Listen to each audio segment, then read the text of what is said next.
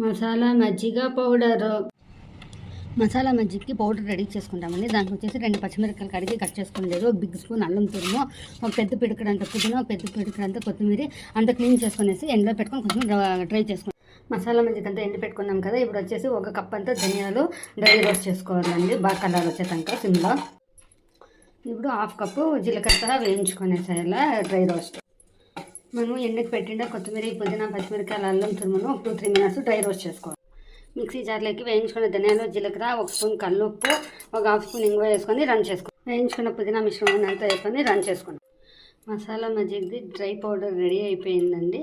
చాలా నీట్గా వచ్చింది. ఇది 3 మంత్స్ అన్న ఫ్రిడ్జ్లో పెడితే ఉంటుంది. మజ్జిగకి ఎప్పుడు కాలం మిక్స్ చేసుకొని చేసుకోవచ్చు.